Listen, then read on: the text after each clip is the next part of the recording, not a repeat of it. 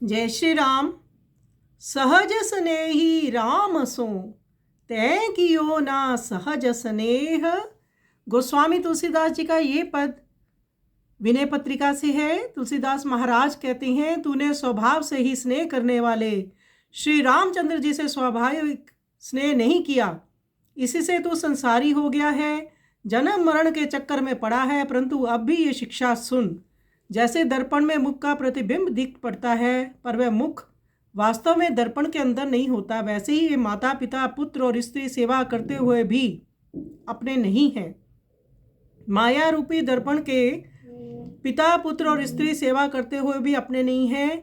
माया रूपी दर्पण के साथ तादात्म्य होने से भी इनमें अपना भाव दिखता है। संसार का संबंध तो स्वार्थ का है।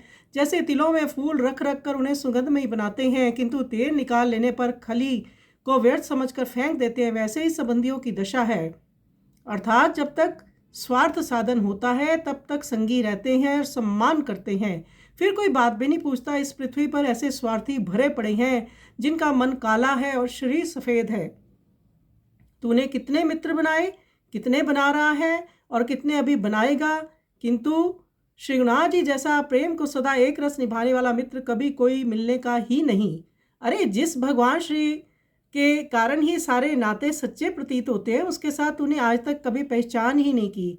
इसीलिए तू अभी तक इस तत्व को नहीं समझ पाया कि वास्तविक लाभ क्या है और हानि क्या है।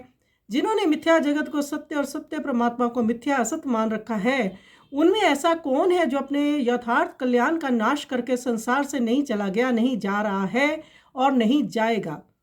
सारांश, ऐसे मूढ़ जीव बिना ही परमात्मा को प्राप्त किए व्यर्थ ही मनुष्य जीवन को खो देते हैं। वेदों ने कहा है और विद्वान भी कहते हैं, तथा मैं भी पुकार कर कह रहा हूँ कि तुलसी के स्वामी श्रीनाथ जी ही सच्चे हितु हैं। तू तनिक अपने हृदय के नेत्रों से देख। तो सभी संत प्राय यही कहते हैं कि जिन्हें हम अपना समझते हैं वो तो अपने नहीं हैं। ये संसार का चलन है, परंतु जो अपने हैं भगवान जी, उनको हम अपना ही नहीं समझते। हम इस माया जाल में उलझ कर रह जाते हैं, यहीं पर नाते रिश्तेदार बनाते रहते हैं, परंतु जहाँ हमारी प्रेम की सगाई होनी चाहिए वहाँ नहीं होती है। यही संत सब हमें समय समय पर बतलाते हैं। आइए सुंदर पद का हम श्रवण करें।